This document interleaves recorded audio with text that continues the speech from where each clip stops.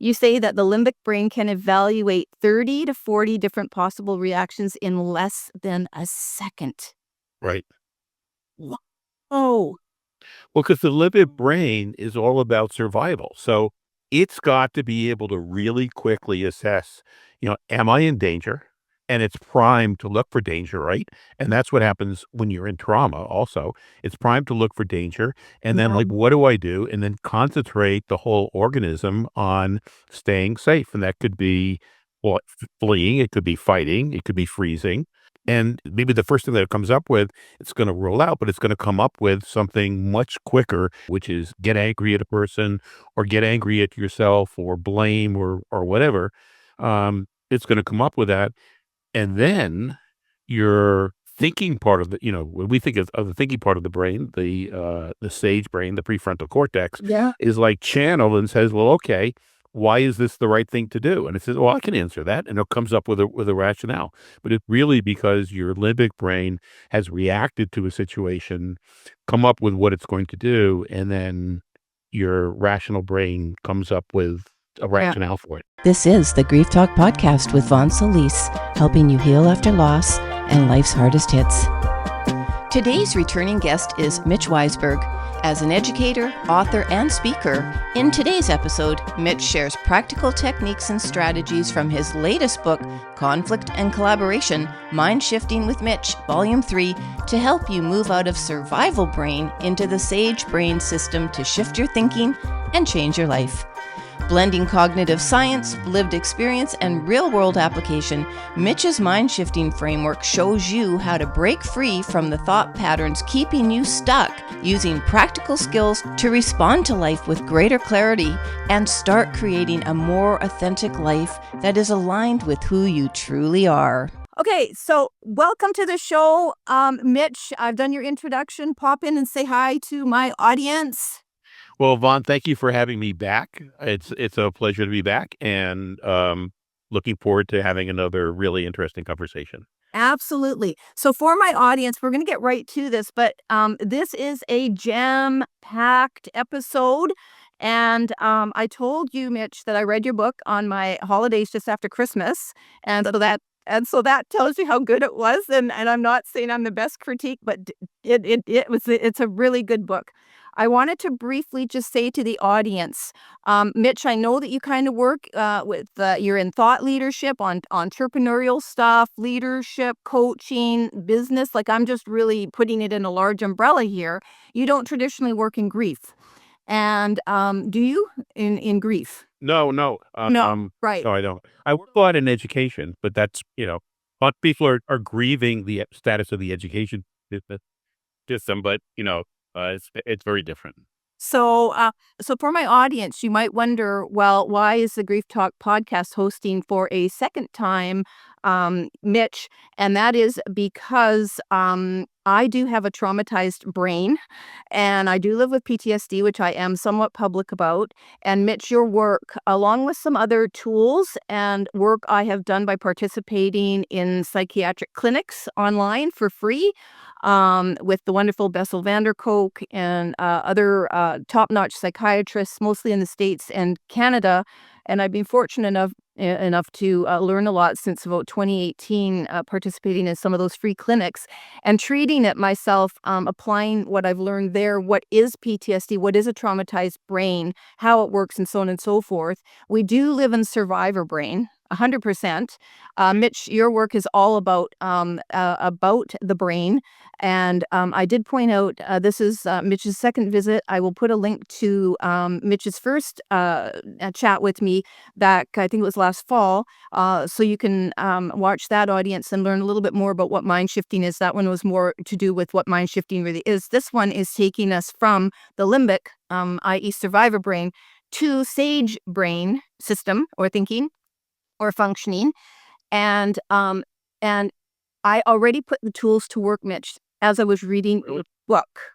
And so I want to say, I acknowledge that you are not a doctor. You and I talked the last time and said both of us, along with others and, doing this kind of work, teaching and sharing with others, we don't profess to be the experts in a lot of the information we're grabbing and taking and modifying to create our own bodies of work and you're very open about that. So you've created mind shifting from numerous sources, resources, and it is fantastic. You come from an educator type background, so I see, and I told you that, like when I emailed you, that I feel the teacher in you, and it's very succinct, and you give great examples. So in the book, which I'm going to pop up on screen here for you folks, the book is filled with tools and methods and examples and how you can apply what we're going to be talking about today in your everyday life. So please stick with me if you feel, no, this isn't why I tuned into Grief Talk. I want to hear more about grief. No, this is fabulous for actually disciplining, I'm going to say disciplining the trauma brain. At least I found it for me, because in PTSD with trauma, we always live in survivor brain. Always, always. And unless you treat it and you can actually get rid of the condition, the disorder, which I have not, simply because I have not gone for treatment for it, um, you have to manage it. So everything we're going to be talking about today, Mitch, you can use in every area of your life. And that's what you say you wrote the book for, was basically to just help people have a fabulous life, create the life that they really, really want. So with that, I invite anybody who is tuning into this via video or on a traditional podcasting app, that please, please, please understand that what we're talking about today, it takes a long time, really, right, to Right. incorporate this into your life. We're talking about the brain here. So anybody who loves stuff to do with the brain, we're going to, really dissect that, what the limbic system is, and what the sage system is, and how you can return yourself to sage, not necessarily stay in it and live in it. But as long as you know what sage is, there's no excuse to not discipline yourself to return to it, right? That's the key. That's the key for me. So with that, audience and Mitch, I just want to briefly say what we're going to cover so my folks can stick around. So we're going to talk about the book, who it's for. I want to just touch a little bit on current and cultural conflict. We're going to actually talk about what conflict is, the different types, again, briefly, because you delve into it much, much more in your book. The neurological and biological drivers of I think it's the limbic brain you're talking about there. Why do we go into our survivor thinking, or actually can't even get out of it, to be, basically is the better way of saying that. Psychological processes around work with regard to conflict. We're going to talk about how to recognize the limbic brain, that when you're in it, you know, and really what it feels like and what it's like to actually be in sage. And I want to be talking a little bit about I think you pronounce it OODA model. Right. OODA, OODA. OODA, Yeah. right? OODA model. We're going to help talk about that. And last but not least, basically just tools to incorporate what I call an incredibly powerful mind shifting practice into our daily lives. And so what I'm trying to do is always recognize when I'm in limbic, and fall back on what I can do to get out of it within seconds. Mhm. And we're going to talk about seconds here. So I also wanted to leave, before I start with my first question, leave the audience with this fun fact that you say that the limbic brain can evaluate 30 to 40 different possible reactions in less than a second. Right. Oh, Well, because the limbic brain is all about survival. So it's got to be able to really quickly assess, am I in danger? And it's primed to look for danger, right? And that's what happens when you're in trauma also. It's primed to look for danger. And then, yeah. like, what do I do? And then concentrate the whole organism on staying safe. And that could be, well, fleeing, it could be fighting, it could be freezing.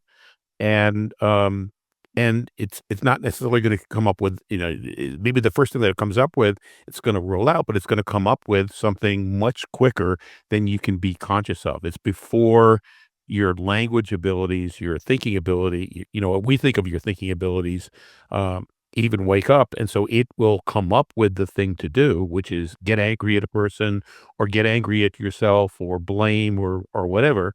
It's gonna come up with that, and then your thinking part of when we think of the thinking part of the brain, the sage brain, the prefrontal cortex Yeah. is like channeled and says, well, okay, why is this the right thing to do? And it says, well, I can answer that. And it comes up with a rationale. But it's really because your limbic brain has reacted to a situation, come up with what it's going to do, and then your rational brain comes up with a Yeah. rationale for it. Yeah, it's crazy.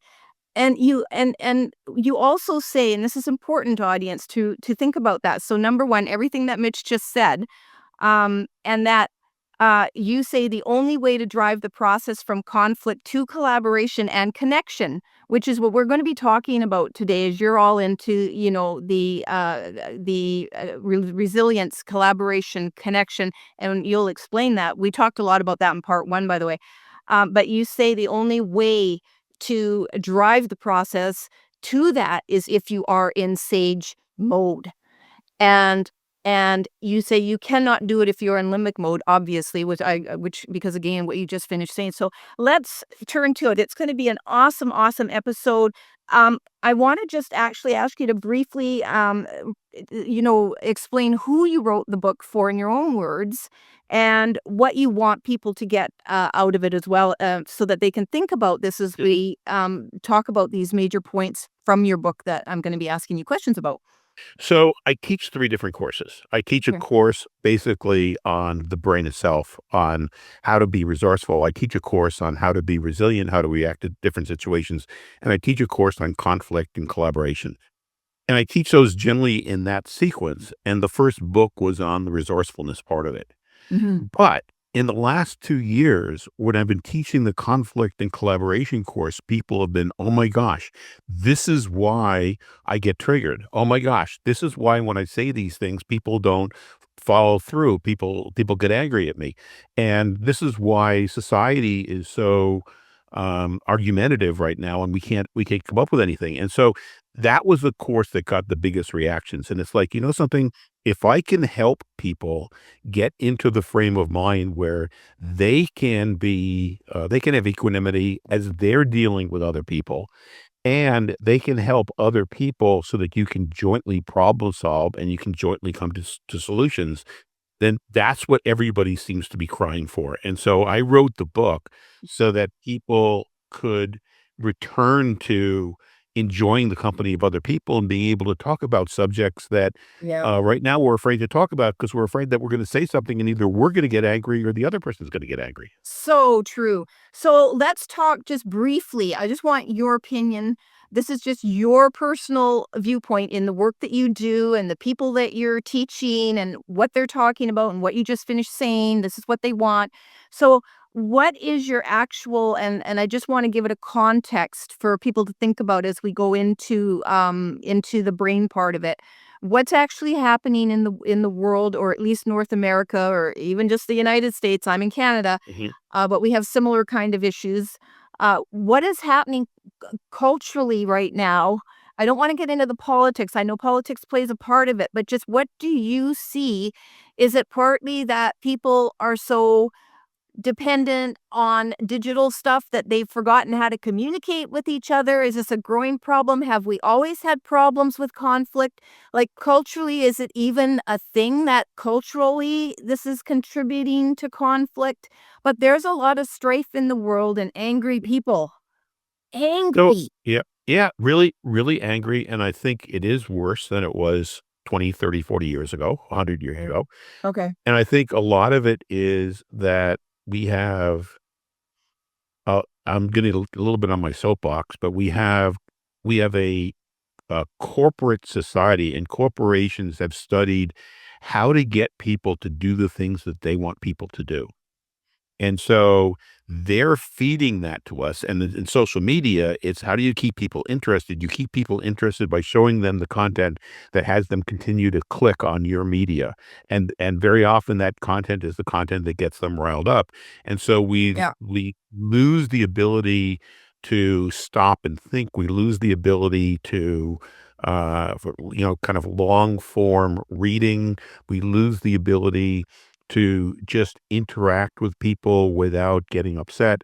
And, um, and with all of those social influences, we're getting more and more into our bubbles, and we don't spend time with other people.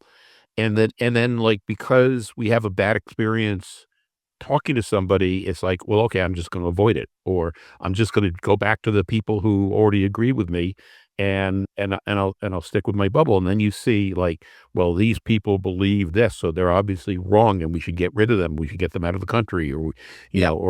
they're stealing all of our resources, and so um, So I just want to pop in really quickly. That really speaks to the group mentality.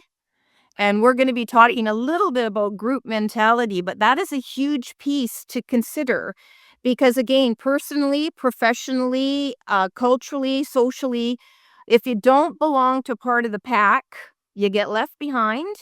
And right. it's very isolating and it does a lot of damage. And for the trauma people out there or people who are just in grief or feeling isolated in any other way, anything that happens. So I am a bereaved mother since 2005, having lost my daughter to suicide. I immediately felt left out of the mainstream as the biggest community group there is, as we defined it 20 years ago. It's a little different today. And it has been an isolating journey.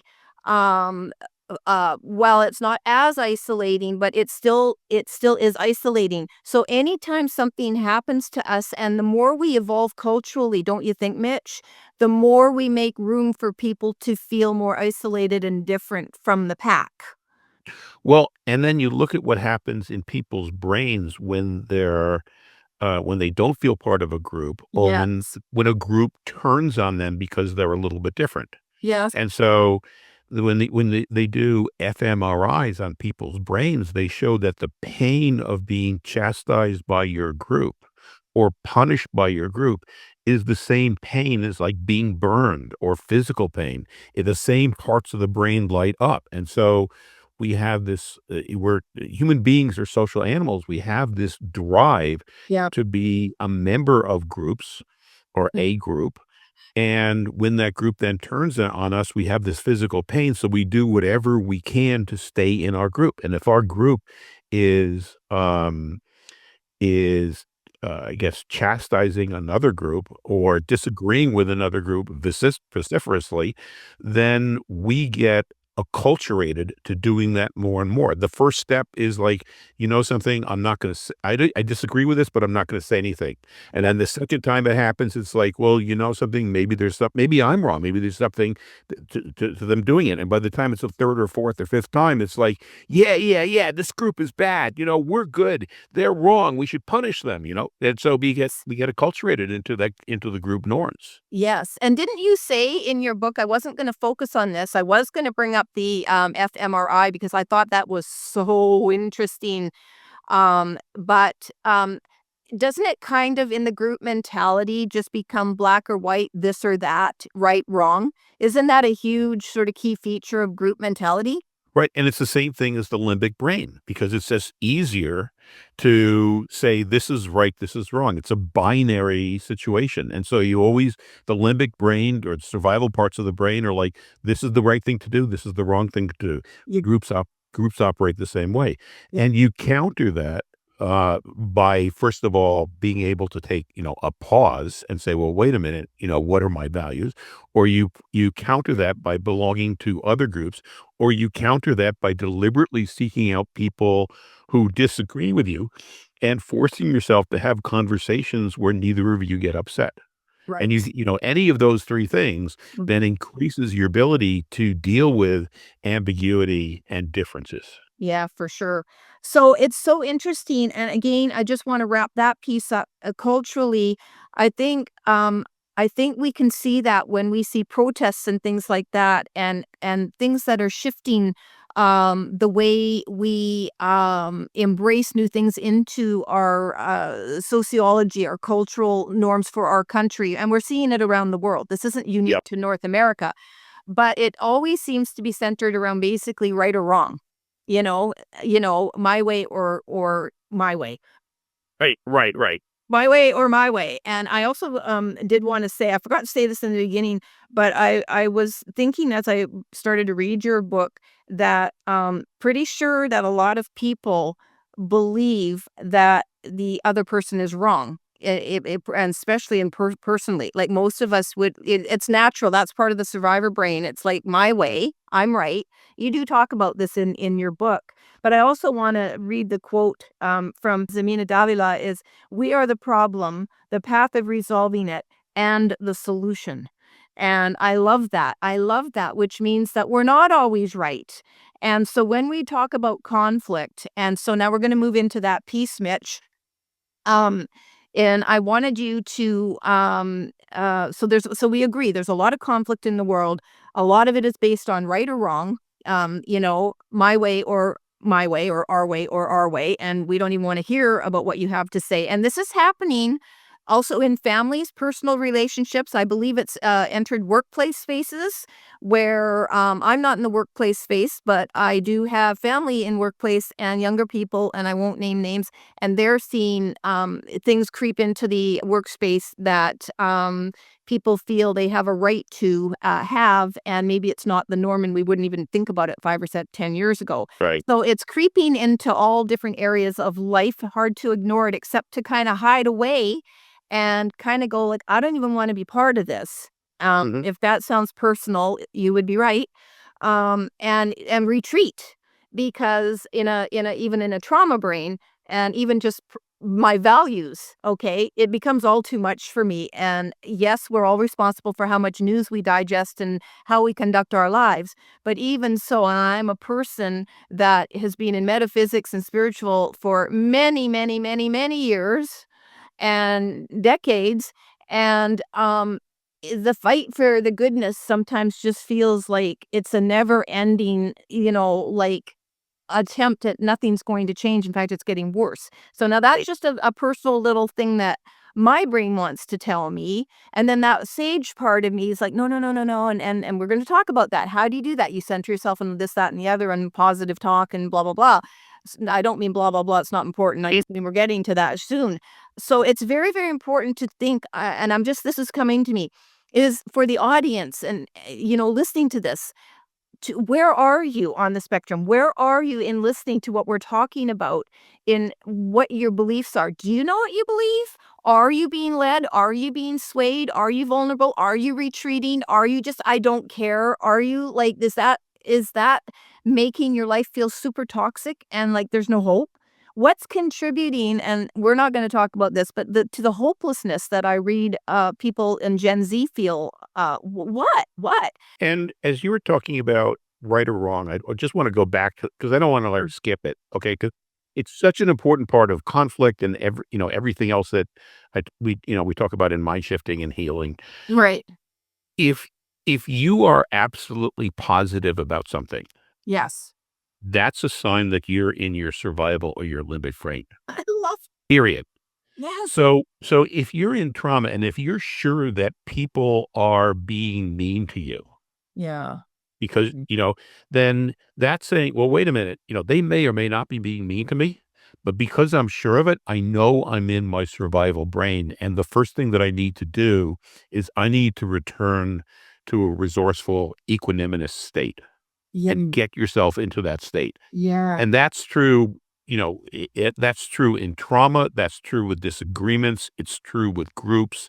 Whenever you know that this is the right thing to do, this person pushed you, so you have to push them back. Yeah. You know that you have to buy this thing, otherwise you're not going to be happy. You have to take this course, otherwise you're not going to be happy. As soon as you know that, you're as soon as you can realize that you know something is true, then that's a signal. Well, wait a minute, that's my limbic brain, because the resourceful brain naturally is curious. And so if you're in a curious state of mind, Mhm. like you're playful, you're Mhm. wondering what's going to happen. It's like, well, what are my different options? If you're curious or playful or exploratory, then you are in your resourceful brain and you can proceed, to come up with solutions, come up with things to say, work with other people as you're reacting with them. so that you can resolve the conflicts and move forward. But it's that realization is the key thing, and I think Yeah. the metacognition or the self-awareness, "Oh my gosh, I am absolutely sure I have to do this. I am absolutely sure I have to yell at this person. Mm. Wait a minute, that's limbic. Let me pause a second." Yeah, and as you're talking, and I also feel myself like, "Take it down a tone, Vaughn." Anyway, Mm. I tend to get excited a little bit. Um, when you were talking, I was thinking, so to apply that to yourself personally, if you are in grief, if you are feeling isolated, in pain from anything, and certain the world is against you, certain your partner is this way or that way, or any family member or any relationship you have, because our natural go-to when we're in pain is nobody gets me, nobody understands me, nobody can help me, and you're in this fight alone. Right, And you're blaming. You're either blaming yourself, you're blaming the other person, or you're blaming the situation. Blame blame, is blame. limbic. Yes. So moving to sage for me started when I already had a sage brain, like, that I could go on up to that point. Because when my daughter died, I had already been 23 years in a spiritual practice, which is very sage, and, I had to do a reset because everything fell apart, so I had to learn it all over again and do a reset, and my understanding is in a trauma brain and PTSD in that your neurons are firing differently, so it's a very physical thing, it's not like, "Oh, get better." No, your brain's actually changed. I actually personally call it, like, now, just me personally, like, it's almost like there's damage to the brain, and, Right. you can't help it, and when I learned that in 2018, holy smoly, I just took all the, like, pressure off of me to be somebody different and better and not blame myself for decisions and stuff I made because I understood my brain was functioning in a way that it hadn't functioned before, Right. which was really not correctly. So, what I'm trying to say is, so for me, the feeling so when I'm reading your book in December, right, January, the feeling I'm getting is like, okay, what's sage for me? Now you give wonderful tips, and we're going to be talking about that, audience, very soon here. But what I'm just giving you a sneak peek. So for me, it's automatically don't make the other person wrong. Don't jump to conclusions. Mostly that's my husband, um, Mm. but other people too. Don't jump to conclusions, right? Take a step back.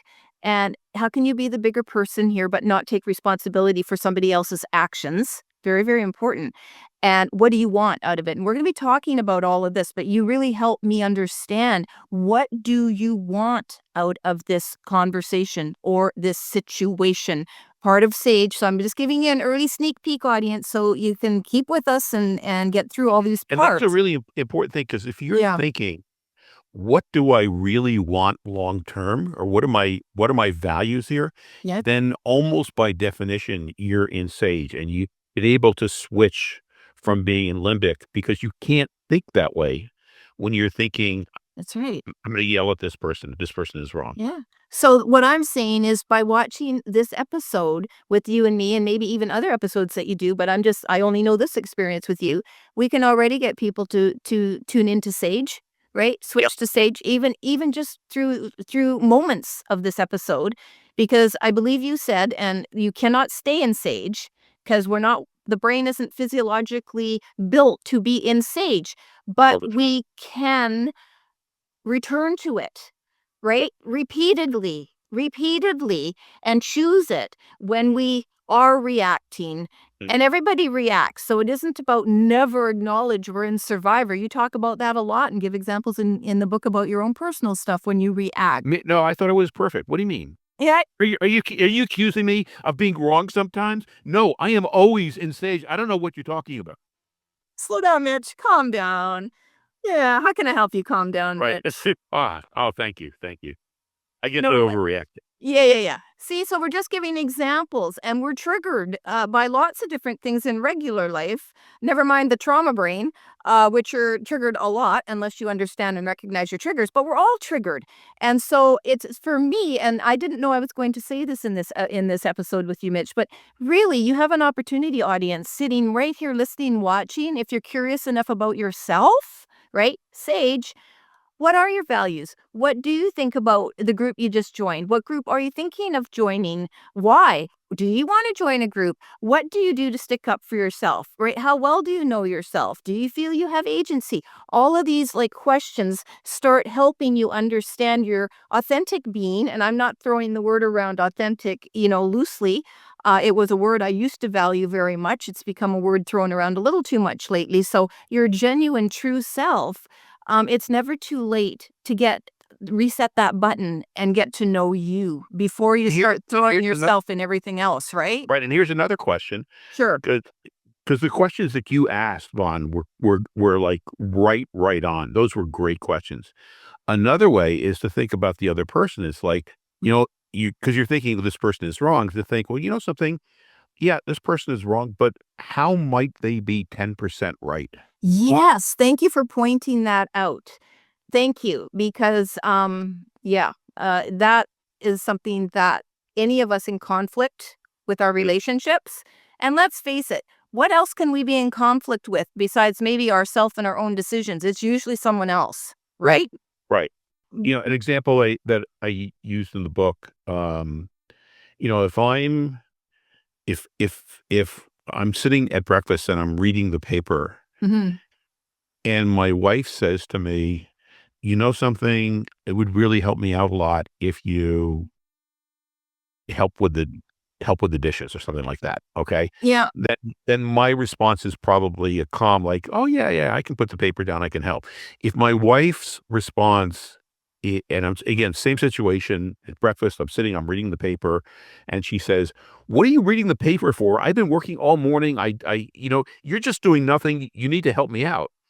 Now, my automatic response to that, my default response is going to be to get angry back. It's like I'm gonna my mirror neurons fire up, even if I'm not in trauma. It's like, the mirror neurons try. She's angry at me. She's attacking me. I'm going to attack her back. Yeah. But I can also at that point say, well, wait a minute.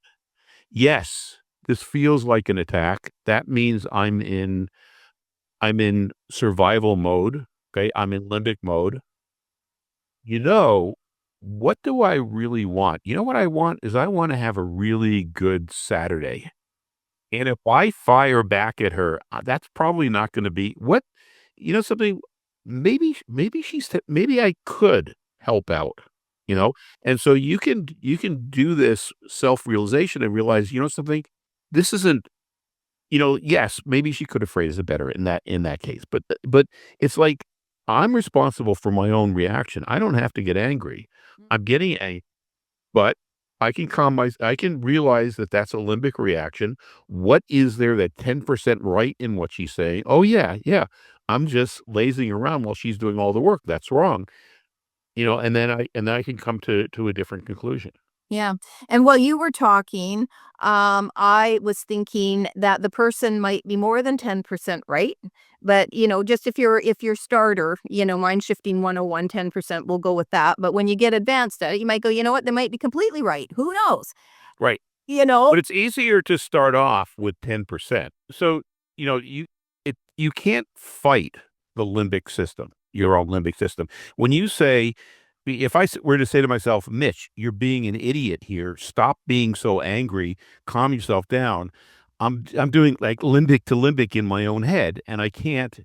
That's not a way to calm down. What I have to do is I have to use statements that open me up. So Yeah. so the statement, "How could this person be 10% right?" I'm probably 2 minutes into considering why they're 10% right, I'll come up with the fact that, oh, maybe they're 50% right or 60 right.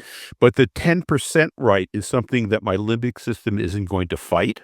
Yes. So it allows me then to open up my resourceful brain Good point. And to train. good point. And we probably all, having said that, we probably all have to start with the 10% to get to even 50 or 60, which does take self-awareness and all kinds of other things. Um, I was thinking when you were saying that, so in a partner situation like that, the other thing I did want to say is and I won't say it's your wife, but somebody asking a question like that, or when we're demanding something from our partner. And I do it. Right. I do it. I obviously We all do. but there's another need that is going on. So that's coming from limbic audience too. When we're being demanding of our partner or somebody else, a friend or whatever, something is telling us a need is not being met within us. It's coming from our limbic system, our survivor, and that's why we're not actually expressing ourselves in a way that would be much more tolerant, compassionate, and gentle. And it does take daily practice to kind of go, oh, especially if your partner or the other person in any situation is not self-aware. Right. And so this other person, and let's say this other person might even be a child Yeah. or some other relative. Mm, and so when the child misbehaves and our reaction is, "Why can't this child behave?"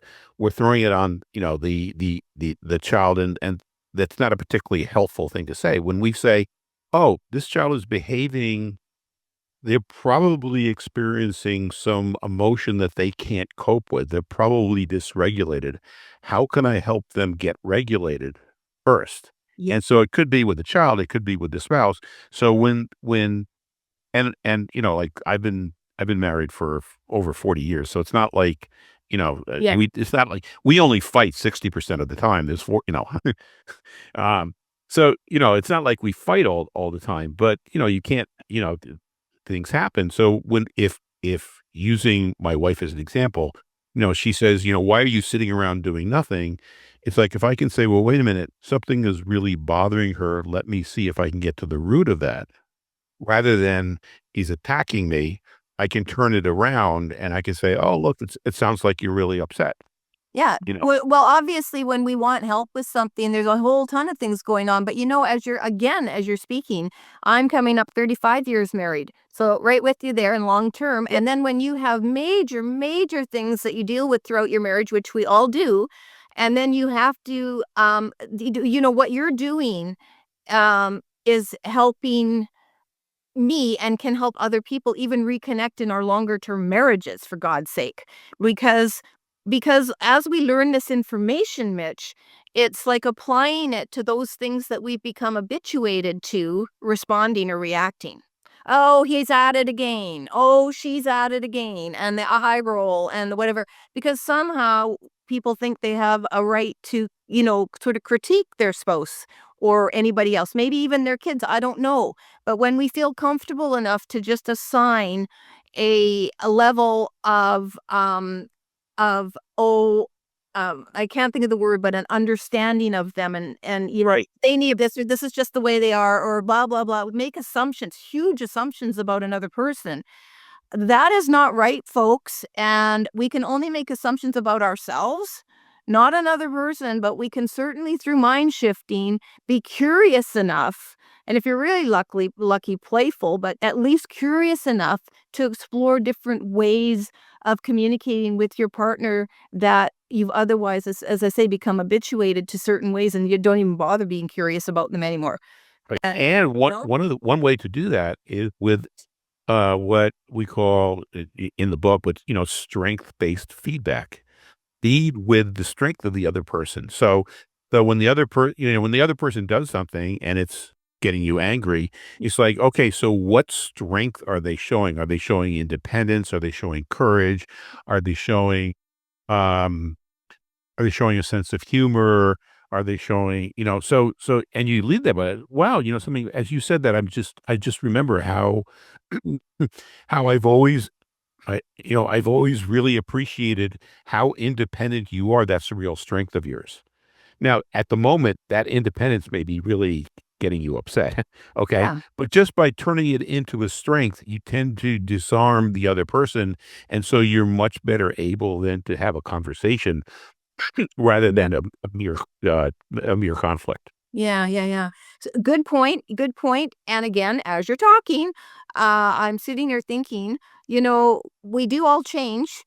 And just because, we get older and older for some people, we do have different circumstances that arise in our life and have to face them: retirement, job changes, a whole bunch of different things, aging, my spouse and I have 11 years between us, so he's got different needs than I have, and so recognizing that is kinda like, "Oh, crap."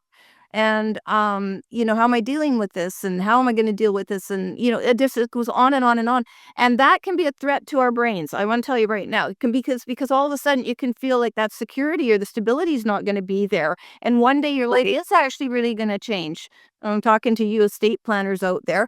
One day you're and I mean, you can be really young, but anybody doing that, estate planning, for example, you're telling your brain something could change one day, I gotta plan for that too. Oh, so what I'm just saying is mind shifting gives you the opportunity to be curious about how you're changing, how your environment's changing, how your partner may be changing if you're with a partner, and what you want out of it.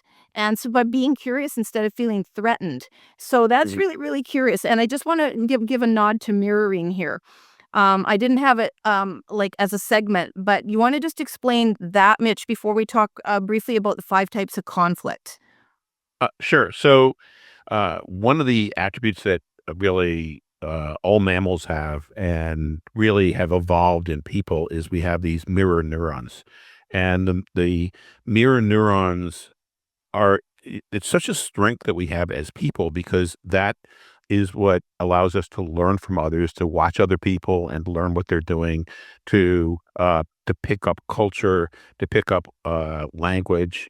So much of what we do Mhm. as a society and as groups of people have been because we have these mirror neurons that allow us to learn from each other and interact with each other. But they're not always right, and so they're also um, they're also picking up the affectations of the other person. So when we pick up that when the mirror neurons say that another person is criticizing us, which could be the same as attacking us or thinking that they're better than us, the mirror neurons are telling us we have to react back the same way. Yeah. And so when we're around people who are putting us down, our mirror neurons pick that up. When somebody suggests that something, I don't like the way your sweater looks. I don't know.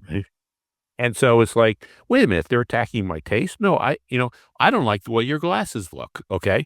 Um, and so we that's our natural reaction.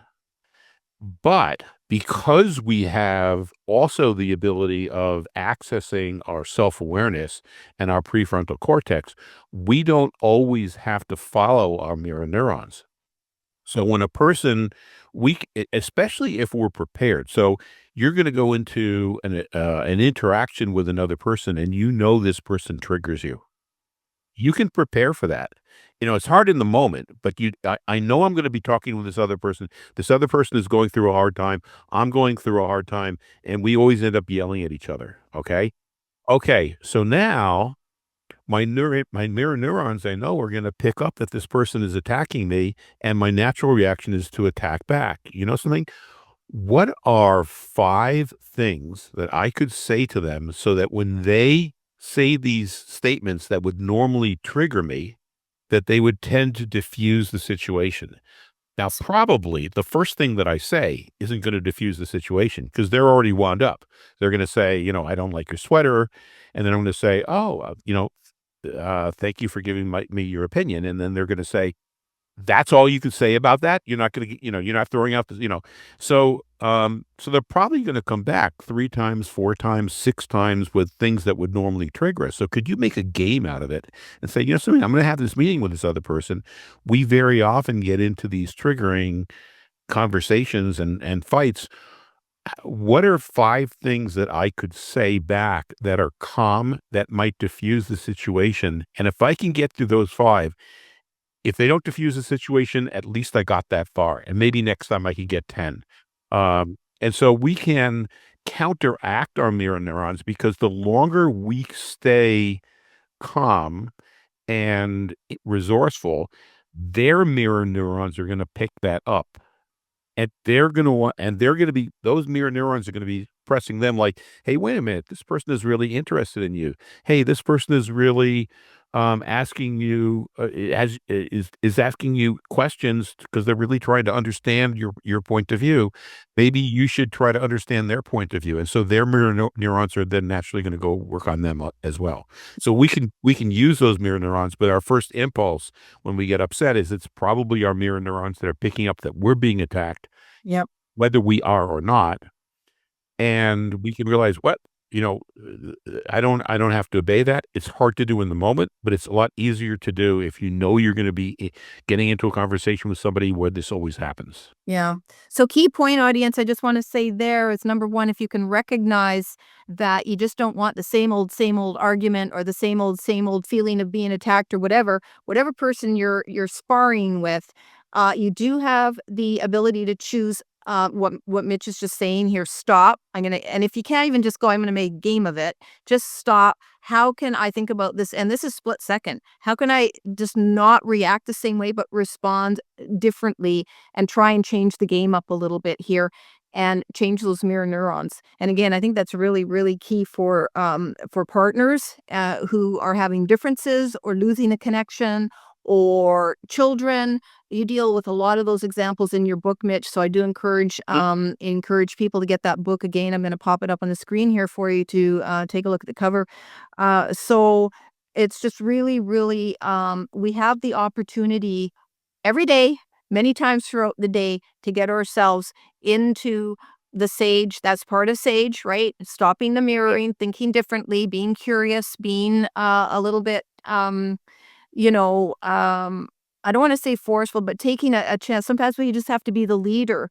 And so that was the other point I wanted to make, is when we choose to do this, to salvage any kind of relationship, situation, we do have the opportunity to mirror different neurons back to other people and help change Yep. them. Really, Yep. really. And you give many, many examples about in education. So for anybody in academia here, you give examples for teachers, how to work with different students in different situations, parents with Parents, children, very, very important. And I believe chips, or relationships, work, everything, every area of our lives, which is why we're doing this. And so I think it's just really, really powerful. And we're the ones that benefit because it's our situation. And right. And even if the other person doesn't change or the situation doesn't change, our relationship to them, or it does. And that's key. Do you get what I'm saying? So if we see a person differently or we see our situation differently, even though we can't change it yet, mm, right. right? It has changed for us. And I've Yep. been through that many, many times. So when you feel stuck or whatever, you start to look at things, be curious about the situation, why you're in it, what you'd like out of it, how you could change it. What would you do if you couldn't change it? Are you resilient enough? Like, what can you see? Can you flip and be more positive, right? Are you too negative a person?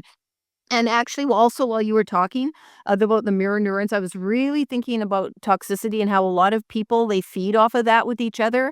So you phone a friend, and you're having a crap day. I don't do this because I don't allow myself to have crappy days. Can have crappy and moments, and I don't even call them crappy, just challenging. But I would never pick up the phone and go, I outgrew that years and years and years ago, because that's what you get back. Right. So that's what you're gonna get back. So do you wanna call a friend, or phone anybody and have them just feed the toxicity you're already feeling in your life, when they can offer a viewpoint that might be a lot more hopeful, bright, positive? So we can get stuck in that way of thinking, which is really not healthy, when we don't open ourselves up to, like you saying, even 10% the situation could be different. Right. So not even just the person, but 10%. I have to say that because somebody out there will probably benefit from that. Hey, Mitch, let's talk about the 5 types of conflict. Don't have to get into it deep because you can read the book and learn much, much more. But I wanted to move into the 5 types of conflict, knowing there isn't just one type. And also then let's move quickly into what's driving the limbic system, the limbic brain, when we're in conflict. So there's an instrument that people can take. I think it's costs about $50. It's listed in the book, and there's a URL in the book to take it, which tells you what styles of conflict resolution that you tend to use. And there are really five different styles, and it's a if you think about it, there's a vertical axis. You can have a 2 by 2 um, matrix.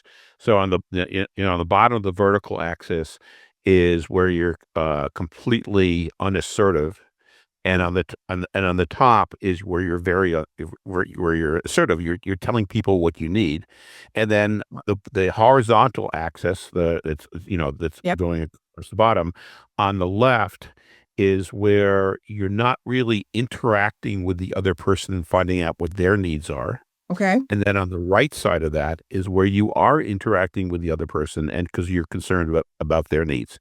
So if you take a look at that top left, where you're assertive about what your needs are, but you're not interactive. You don't really care about the other person's needs. That style of conflict resolution is called compete. And in the compete style is basically you're telling people what you want them to do, and you don't care. Like, you're just going to keep on hammering it, and you have to do this, you have to do that. And then when you're using the compete style, what you're expecting the other person to eventually do is to be on the bottom right. So on the bottom right is their on the right side of it is they're able to figure out what you want, but they're not asserting themselves at all. So they're on the bottom. And so they're accommodating. So the compete style is expecting the other person to be accommodating, which is the second style. Okay. Very often when we're dealing with people who are using the compete style, we'll try to avoid them. Avoiding is on that lower left. So we're not telling them what we need, and we're not caring about them. We're just trying to avoid them. And that's the third style. Mm-hmm. And then on the top right is where we're interacting with the other person a lot. We're really trying to figure out what they want, Mm-hmm. and we're asserting what we want, and that's collaborate. Okay. Then in the middle is a fifth type, which is compromise. And in Okay. English, we think of compromise and collaborate very often as synonyms, but in psychology and in social work, they're regarded as two very different things. In compromise, you're trying to just come up with something that's good enough, and so you're kind of splitting the difference. Like, okay, you want me to do this and this, I want you to do this, that, and that. Mm. What if I did one of these and you did one of these? We'll meet in the middle. And so neither of us is 100% satisfied, but we're able to get through the differences and get on to something else that's probably more important. Yeah. Whereas in collaborate, if we're both collaborating, we're both trying to figure out what's really important to the other person and to us. So maybe we can come up with a different solution that meets all of our needs. And that probably takes a lot of time. So everybody says, "Oh, so collaborate might be the best," but no, collaborate isn't the best. The best is to be able to use all five different styles Yes. depending on the situation. So it's about knowing. So just pop up it. So it's about really knowing what type of conflict. Okay, let me ask this. Is it about knowing what type of situation is presenting what type of conflict, or is it more about you personally and that's your go-to style? Well, so by default, it's your go-to style, but Oh, to be effective, it's to understand what the conflict is and what the other person's style is also. So, for example, okay, I may want to collaborate. I may want to go to you and I say, Vaughn, I know you want to do this and I want to do this. Let's figure out what we can both do. Okay. right. But your style might be compete. Your style might be, something, I couldn't care less what Mitch wants. Okay. Yeah. I want this and I'm going to get it. So when a compete goes against collaborate, every time the collaborator gives the person something that they want, the compete Yes. says, okay, I won that. Now I have to go on and win the next thing. They wanted that. And so compete will beat collaborate every time. If you're going against somebody, going against is probably the wrong word, but if you're involved in interaction with the other person and the other person really doesn't care about what you want, you can't collaborate or you can't accommodate. No. Basically, you either have to compete or avoid first. Yeah. Maybe you could get, maybe, this is a person who's toxic and I never want to deal with them and you can just avoid them. Maybe you can be, something, this person right now is all worked up. Maybe we can just take a rest for 20 minutes and Yeah. come back and we can have an argument. We can have a discussion where we're not so worked up. Okay. And that would be, using avoid. Or it's like this person is making these demands. I'm going to make these demands and I'm not coming off of them until the other person shows that they're willing to collaborate also. Right. And so I So that would be compete and compete, right? compete and compete. I've had this with business partners. I've had this with people I work with. I've had this with family members. If you're dealing with a narcissist, you can't collaborate. Accommodate. You're always going to accommodate. Until you stand up and say, "No, I'm not going to put up with this." Until you go to the compete style back yourself, you're always going to be giving in, and you're always going to be miserable.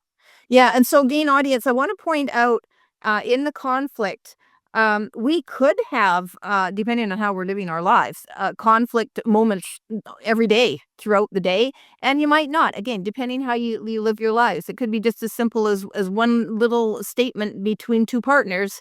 That it turns into a conflict, just even if if you do retreat, and just I'll deal with it, whatever. Anyway, but again, your book goes into this in quite a bit of detail, offering examples for various types of situations. Mhm. And I think the struggle would be for a lot of people.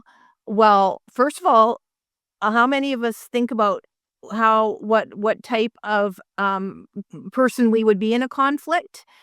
I've never really thought about it before reading your book, and I still haven't really thought because I think I would change my style a little bit, but I know I'm a terrible negotiator. I'm not looking for a business opportunity, so I can say that. Mm. But you know what I mean, to negotiating thing, but this is helping me kind of understand the collaboration piece. And when you become more interested, this is my viewpoint about the other person and what their needs are. And you lay out examples in your book about the situations where for business, I know you gave some examples in business. So I need this, I need this, and then what the various styles of conflict, how you are in conflict, what results they're going to produce. And I found that really interesting, and we don't have enough time to go deep into that today. But again, your book lays it out. And Oh, darn. You mean people are going to have to buy the book? they're going to have to buy. Oh, no. Hey. So, but you know what I'm saying? It's a book that you can, return to sections and go, what did he say? What did he say? I mean, I took copious notes through it so I can just go back and understand different things like that. And yeah, I'm never going to understand all of it, but I Yes. but I do know the key piece for me was, what do you want out of this situation? So conflict, even if it's compete, both sides want something. So if you can start with understanding and being curious about what is it you want to gain? Well, here's what I want. And that's when the collaboration and compromise pieces they come in. But and not to get political here at all, but if you are dealing with somebody, and it would be a tremendously difficult job going up against in any area of your life, a relationship, work, politics, I don't care what it is. If you're going up against someone whose only style is compete, unless they themselves have the skill and the will to compromise or collaborate, I'm not sure that the conflict could be solved. Right, right. And so in those circumstances, maybe the best thing that you can do is to leave the relationship. Right. And that's avoid because Yeah. the person is not going to change. Or maybe once they see that you aren't backing down, that you've come up with what is important to you and you're not backing off of it, and Yeah. you can back that up, then maybe at that point they and you can change to a different style. Exactly. So even again in this episode right now, right this moment, folks watching, listening, think about if you're in a conflict right now, one that is or is not of your choosing. What style are you in that situation? Because it can change. You can change your tactics. If the more you are self-aware, you can change your tactics. Is this something you can actually deal with? Can you get the other person to compromise through mirroring? Mirroring techniques. Can you get somebody else to collaborate if they are they willing? This kind of mind shifting exercise, thinking about it, even if it's not happening, what would you do? Is I think a huge piece in becoming self aware, Mitch. I really do. I think I you hit it. really do. Yep, fine. And You hit it. yeah, and practice, practice, practice, and, I think this would make me a better negotiator, so if I ever am looking for a deal with someone, which I'm not, this is making me understand, no, seriously, what do I really need from this? And they must need and want something too. So how can we come together and compromise? And I think here, I'm gonna ask you, Or collaborate. collaborate. Compromise would be splitting the difference, but maybe by exploring what they really want Yeah. and exploring what you really want, you'll come up with something that's better than either one of you would have come up on your own. Right. And in a collaboration, would you say that it doesn't end up really mattering if they get a little bit more or that you think they get a little bit more or you have to ship like in a true collaboration, you just want everybody to win, right?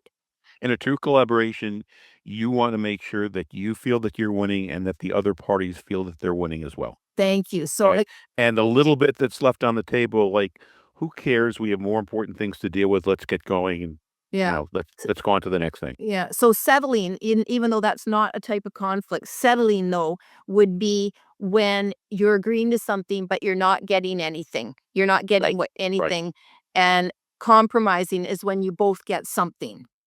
Right, Right? right. Nobody gets exactly what they want, Ri but everybody gets something, but right? collaboration, you're winning.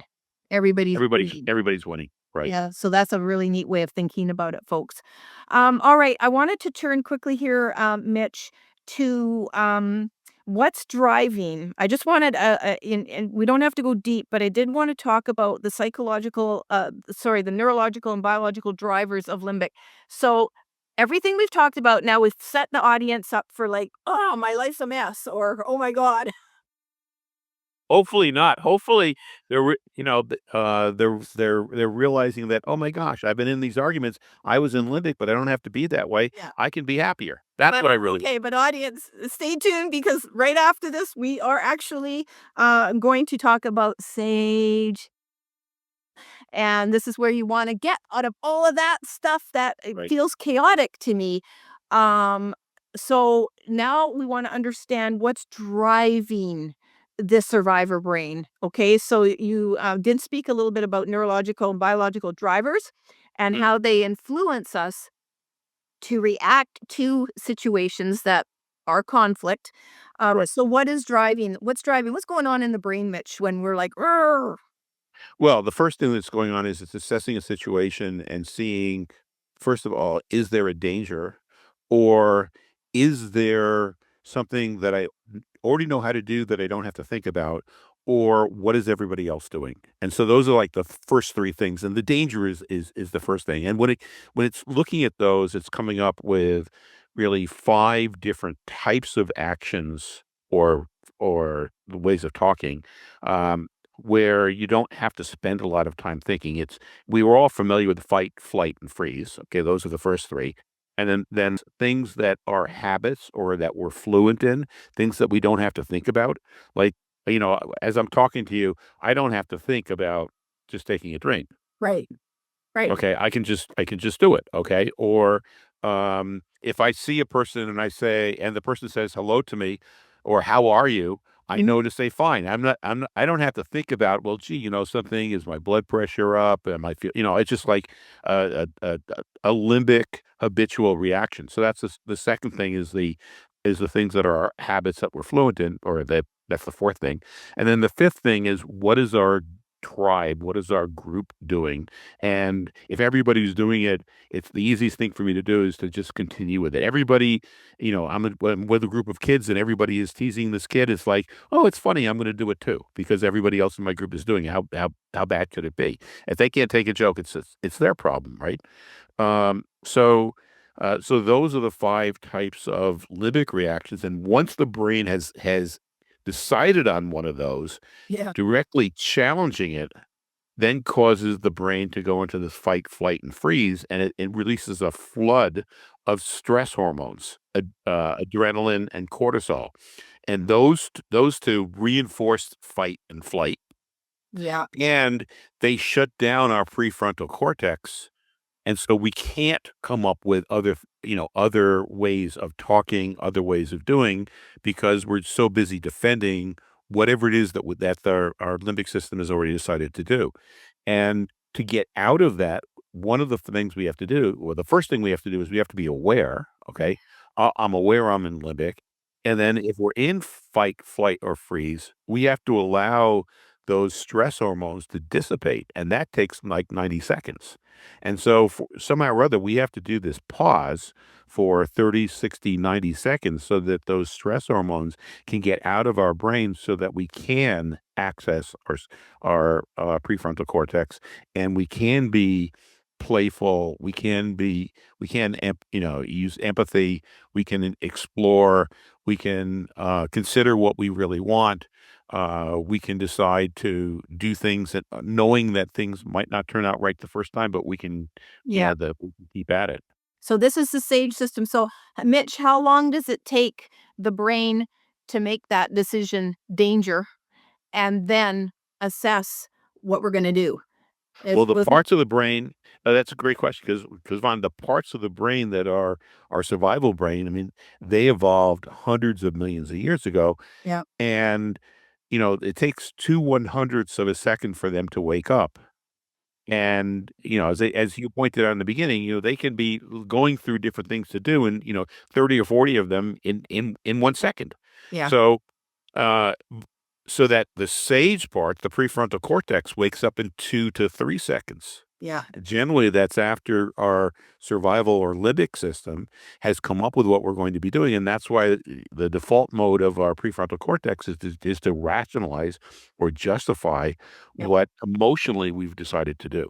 Right. So, audience, I wanna just point out from, someone just listening to Mitch. Mitch, you're pro in teaching this stuff, so I am listening to it and figuring out my layperson brain here. So, what was key to me is what you said, is that it takes 60 to 90 seconds for the hormones, the adrenaline and cortisol, to get out of the was it getting out of our brain? Where's it Right, going? right. They're flushing. They're just Flush they're the system?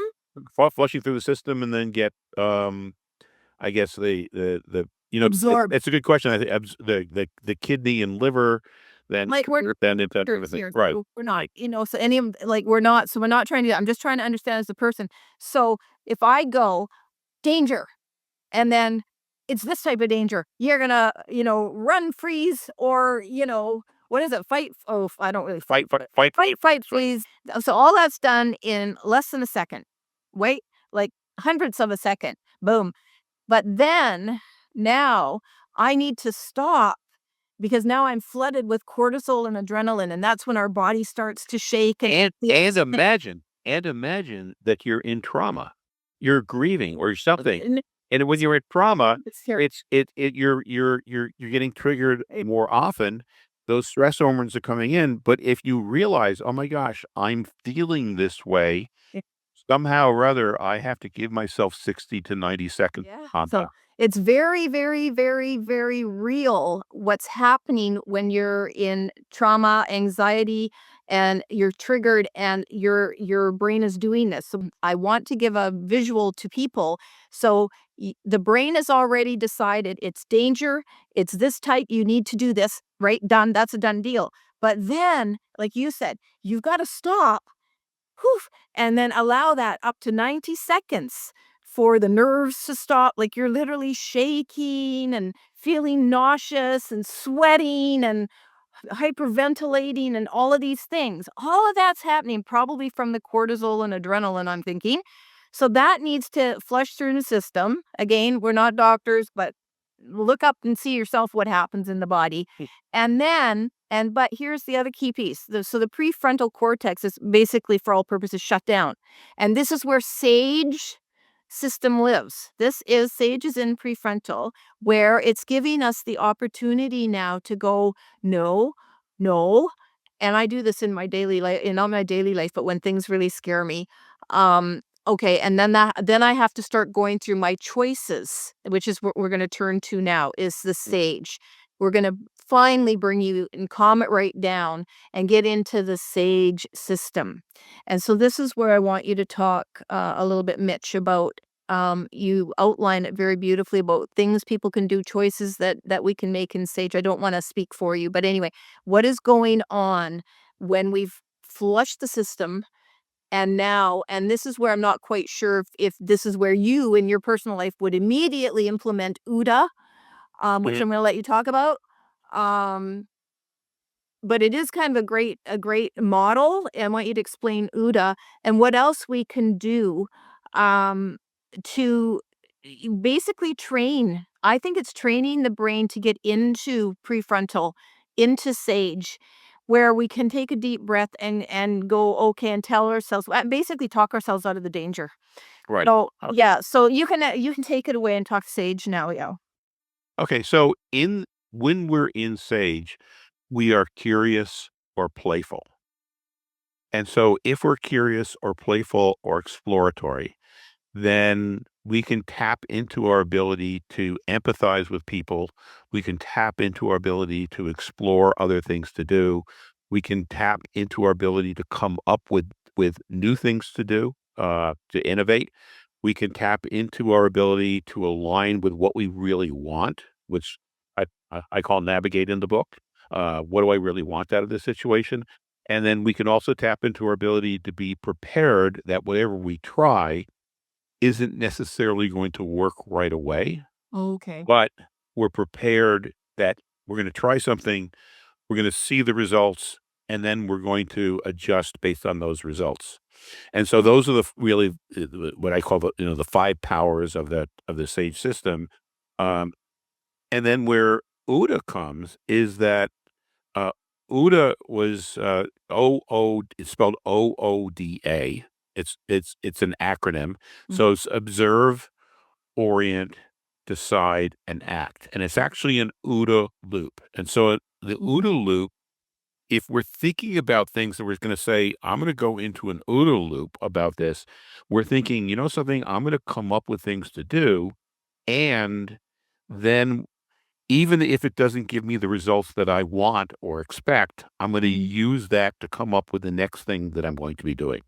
The process begins with observing. You know, you see what's happening, you hear something, you see something, you feel something, mhm, you're observing, and then the second step is orient. That's the step where you're coming up with these are the things that I could possibly do right now.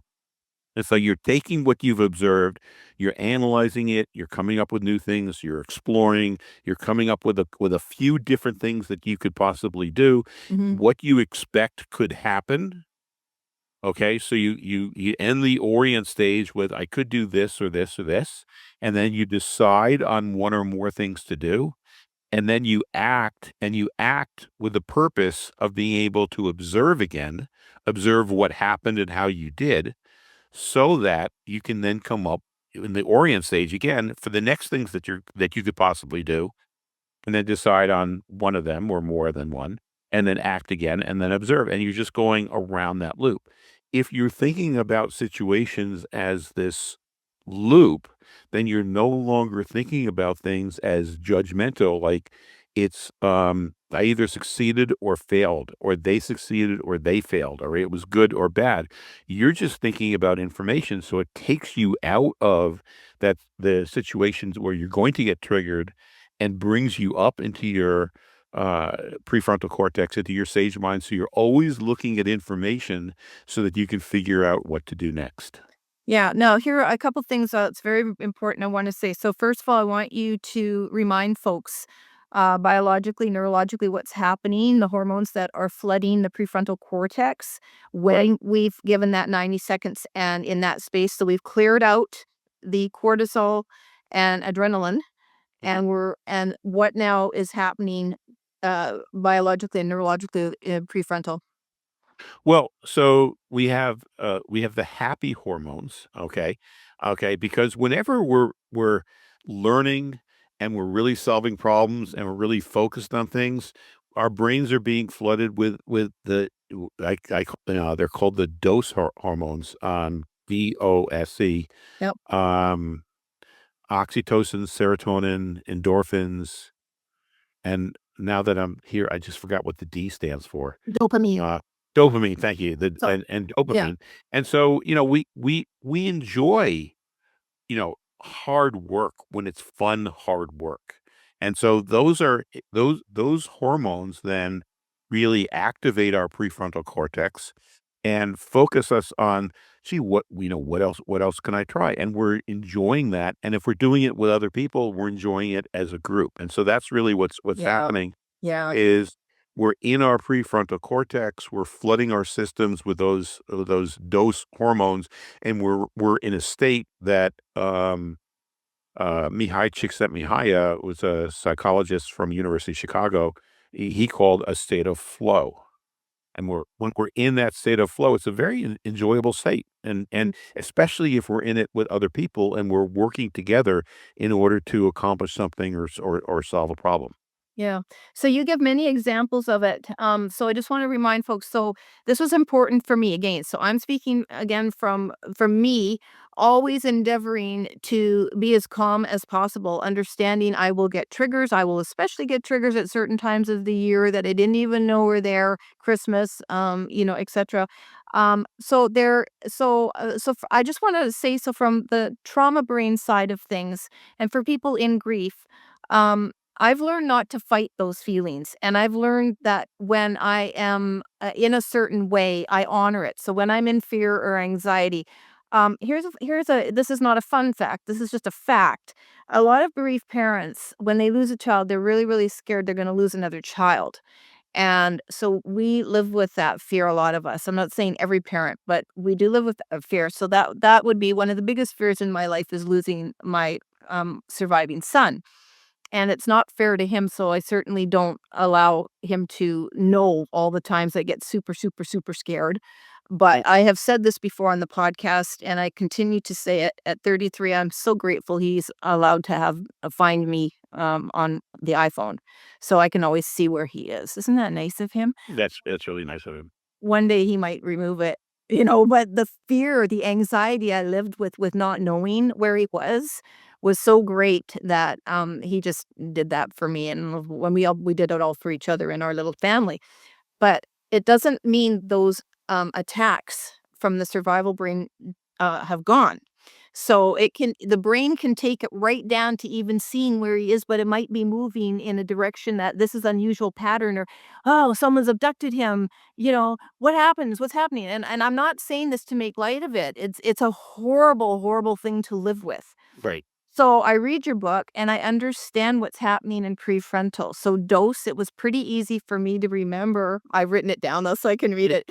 Dopamine, oxytocin, serotonin, and endorphins. And you know what? I thought, wow, that must be why people take drugs, right? Well, the drugs are emulating what the brain naturally produces. Yes, but that's what I went, wow, that must be why there's such a drug epidemic everywhere, because people just want to feel good, right? Yep.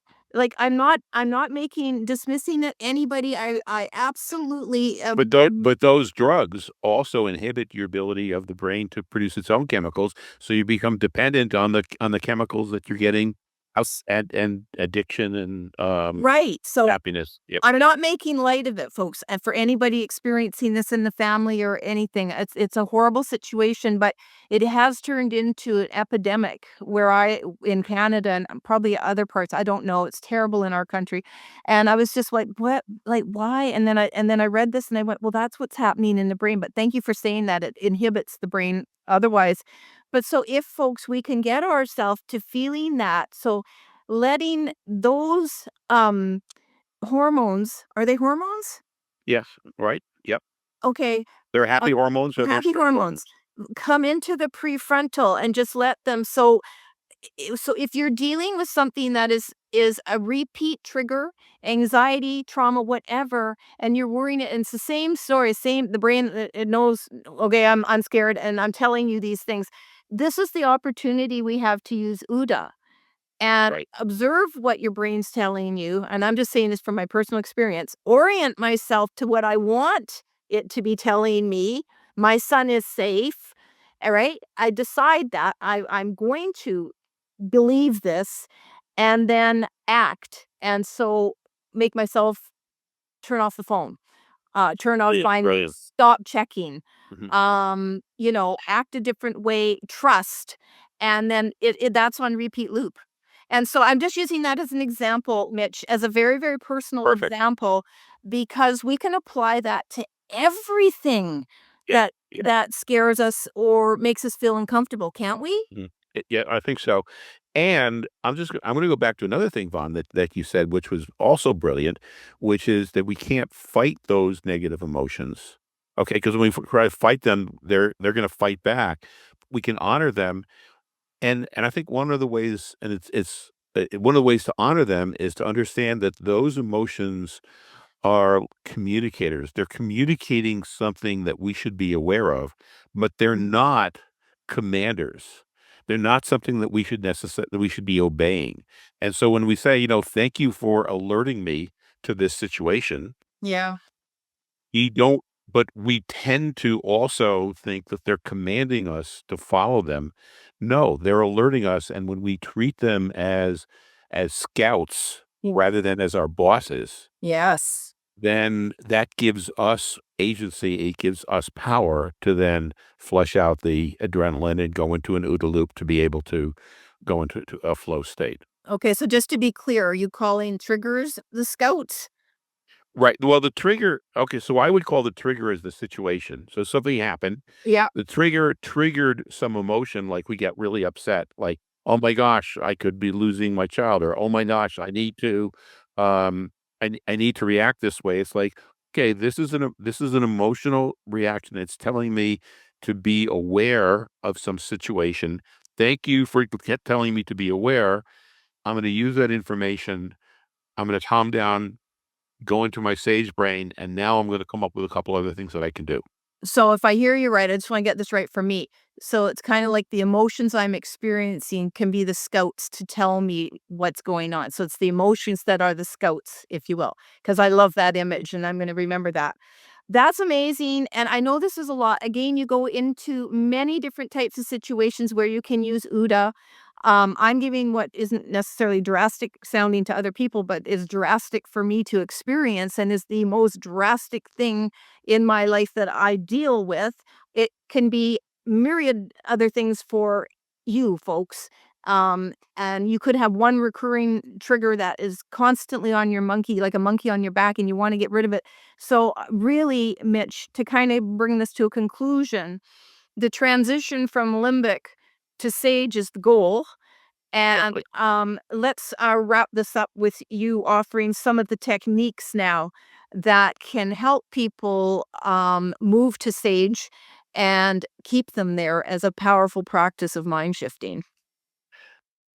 Well, I think so there's like 50 of them in the book, and there's probably a thousand that one could use. But one technique is gratitude.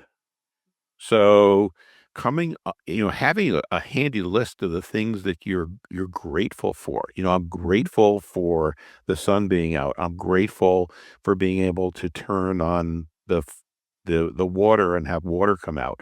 I'm grateful for my wife. I'm grateful for my family. So having a list of some things to be grateful for, and then reviewing that list and feeling it Mhm. is one of the ways that you can then calm down that limbic mind and get into your sage mind. Remembering something that was a wonderful moment and being very, very detailed about how you're remembering it. Like, not just remembering that you were having dinner with your husband. It's like, I remember like 2 nights ago, we were in this restaurant and I ordered a vegetarian salad, and it was delicious, and we had sparkling water, and it was fresh, and we were laughing the whole time, and the lighting in the restaurant. And so the more things that you can remember about that, the more it's gonna take you out of that feeling of stress, anxiety, fear, the negative emotions. And so that's a second thing. And then a third thing is also have a list of the things in your life that you've accomplished, especially the things that at one point you were sure you couldn't do. Oh, that's an interesting one. So if you have a list of things like I never thought I could write a book. I never, but I did. And there were times when I was writing the book that I wanted to stop because I was sure it wasn't going well and nobody was going to read it and I wasn't going to be able to finish it, but I persisted and I did the book. And look, I've heard from some people who've read the book and they and it's changed their life. Okay, so there's one thing on my list. But if you can come up with a list of well, everybody can come up with a list of 5 things. If you do come up with a list of 5 things and write out those 5 things, thinking about those 5 things is another way that gets you to kind of flush out those hormones, calms your negative emotions, and allows you to tap into your, sage brain. So those are 3. Yeah, and I just wanna add, you do talk about, constructive dialogue, so positive talk. So, Oh, yes. to continually, tell yourself, positive things, and also a distraction, and you talked about just give a couple of examples because when we talk about distraction, you talk about it a little differently. So, we're talking about immediately, getting out, but then also longer term to train yourself to Right. continue to come back to sage. So So just even those things that I mentioned before, coming up with things that you're grateful for, thinking about the past. What you're doing is you're distracting your mind, you're changing your focus. yeah. But meditation is a great way. Taking a walk in nature, listening to music where you're really, your music is running in the background, but you're thinking like, oh, let me listen to the flute here. Oh, let me listen to the guitar. Let me listen to the vocals. Oh, let me listen to the drums. And so you're really using your senses to listen to the music, looking at art, doing sports, working out, if you like working out, anything that gets your brain to be thinking about something else Yeah. allows the hormones to dissipate, gets you back to a equanimous state, Yeah. a sage brain, so that you can then tap into your 5 sage powers. Yeah. So again, it's like there's in so many things that you can do as an individual audience, beyond what Mitch you're just talking about here. I briefly want to just close with close on the 5 types of situations because we kind of didn't get a chance to talk about that. So we know we've got the styles of conflict, the 5 types, but then the brain is also assessing situations. I don't want you to go too deep in that, but I did feel that was a very important part of the book is understanding what we make things into. Right. And that is sometimes the whole reason for the conflict, right? Well, very often it is. Yep, yep. So we have a natural tendency to look at a situation and think that there's a right way to do it or a right way and a wrong way, which then makes it that anybody who disagrees with that is wrong. Mhm. Okay, and so we just have to convince them that we're right and that they're wrong, Yep. and we're also convinced that we're going to do whatever the thing that's right, and it's going to solve the problem. And there really are situations like that. They're generally very simple, like, um, which restaurant do I want to go to, or what am I going to have for dinner? Not that there's necessarily, but it's an obvious. There may be one obvious right answer. I want to write something. Oh, here's a pen. I can just write it. But there's far more problems where it's going to take some more data. It might take some analysis. It might need some expertise to come up with a solution. And those are called complicated problems because we can't just obviously come up with an answer. It's going to take some work. In most complicated situations, there's actually more than one answer that could be okay. So buying a car, Mm.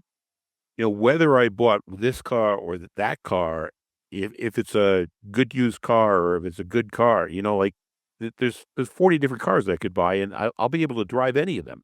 Now there may be trade-offs. There may be some have better sound systems, some are less expensive, some are more expensive, but any car is going to solve the problem. If I want to design a building and I talk to 6 different architects, I'm going to get 6 different designs. Yeah, yeah. Probably. Any of those designs is going to give me a building that's going to meet my needs. Again, there may be some trade-offs. Some might have bigger office space. Some might have bigger bedrooms or whatever. But it's much less important which of those 6 solutions I do than that everybody involved is willing to work hard to make sure that that solution comes about. I just wanna back up for a quick second. So, Sure. when we talk about the situations, like, I guess my question is how fast do we assess a situation and then make it one of the 5? And I have them here, and correct me if I'm wrong. Simple, chaotic, urgent, complicated, or complex. Is that right? I might have them Well, wrong.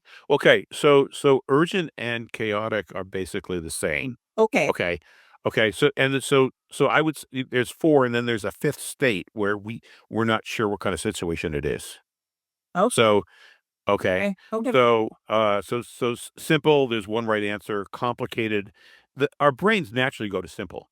Oh, they do. Oh, Okay. no, they The do. brains naturally go to simple because we're always sure that our solution is that's the default. Our solution is the right solution. Okay, got you. Okay, got you. Simple, one answer. One answer. Everybody should know it.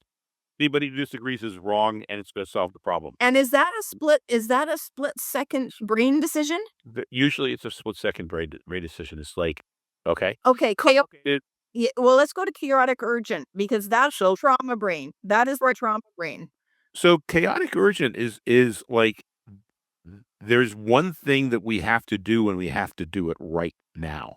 Okay. Yeah. Okay, Yeah. but the situation is is a dangerous situation. There's a situation, and the first thing we have to do is we have to get safe, and so we have to do this, and so Okay. so the um the way you solve chaotic or urgent situations is you do something that will make you safer. Now, long term, Yeah. you may need to do other things, like if your house is burning down.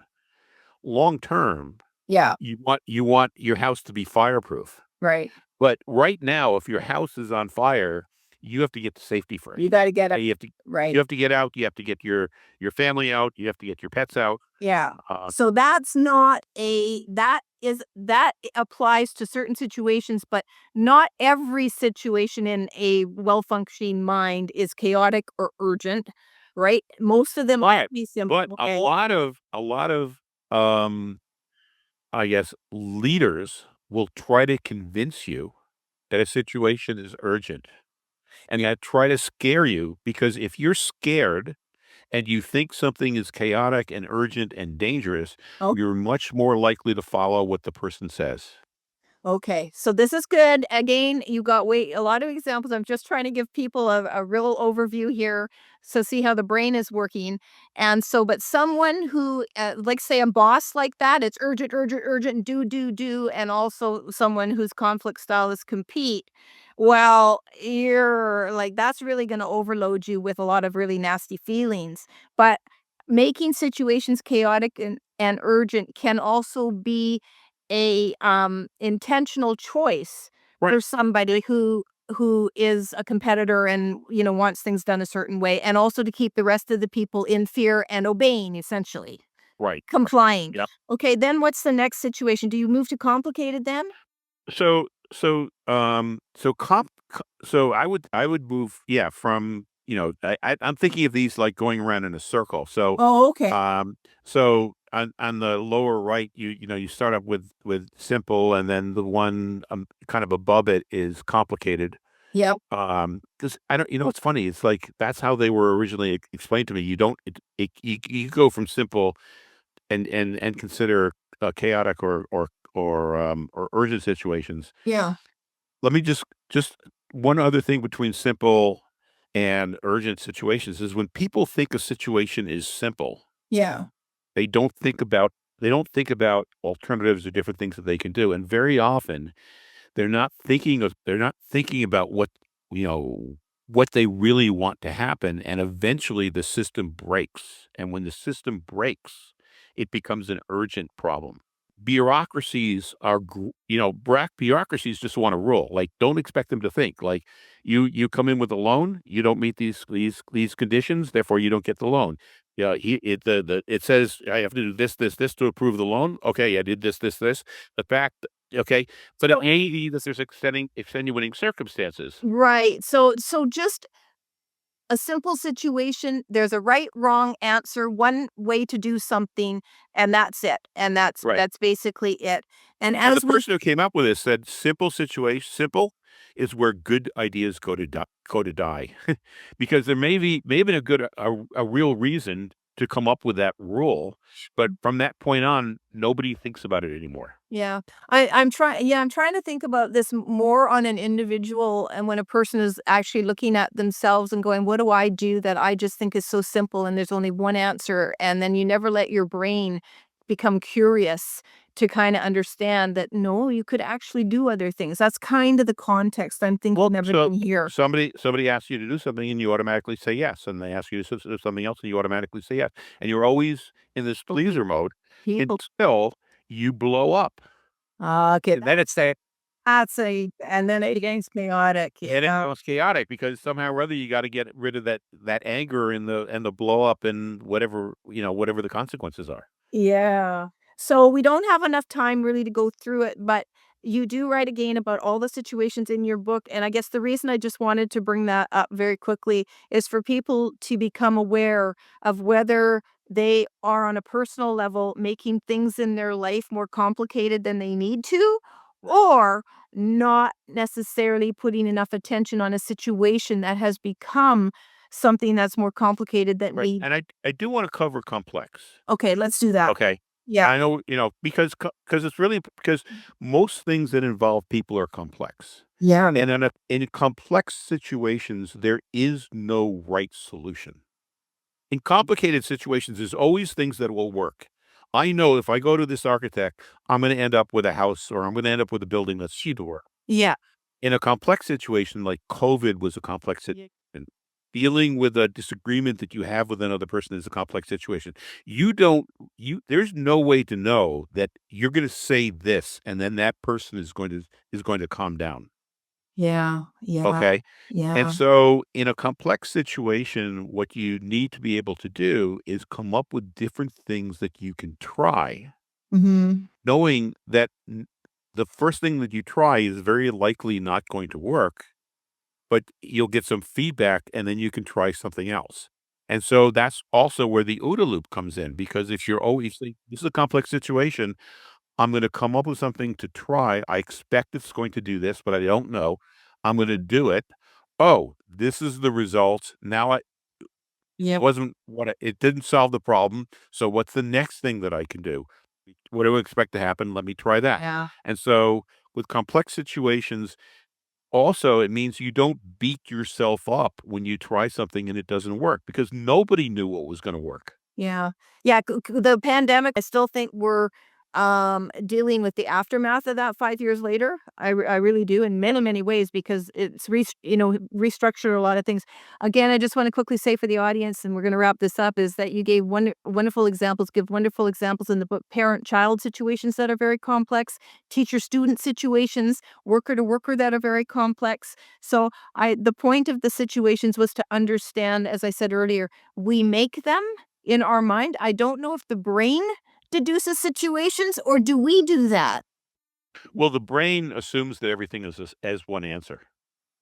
And so the survival brain, which is the fast part of it, we have to catch ourselves and say, "No, no, let me pause a second. This is something it's not complex because it doesn't really involve people.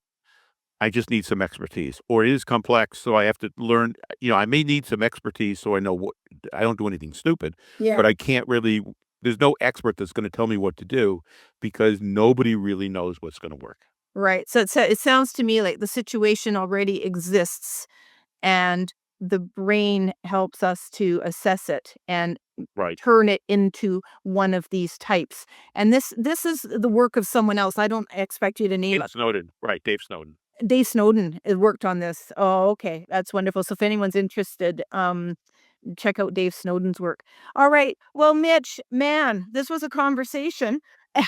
And I'm ready to conclude it. And I thank you so much again for your time and coming back on the podcast to discuss these aspects. I want to leave the audience, myself, with the idea that we can all get ourselves into sage brain system, Yep. calm, activate that prefrontal, not choose to stay in everything's bad and the world's out to get you.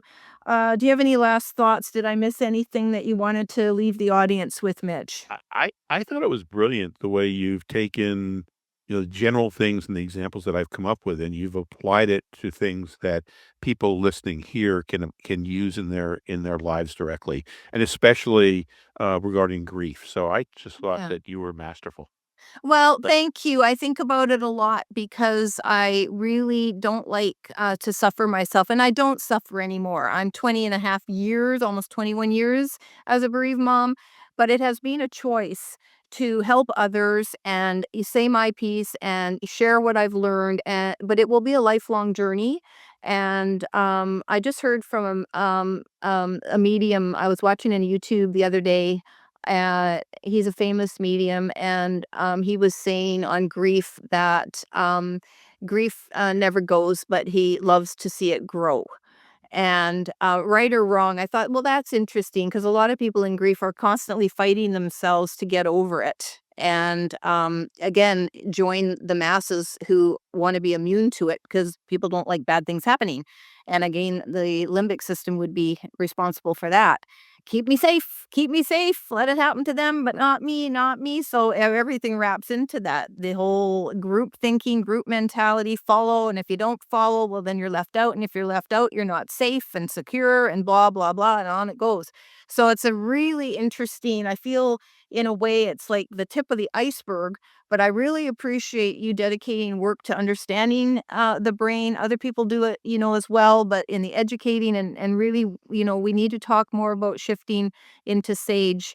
And I don't know who came up. You mentioned who came up with that term, and so you can find out about it in the book. People, that's not your term. It's No, it's, sage. it's Shirzad Shamin is the. Oh, okay. And I won't get you to spell that. Thank you.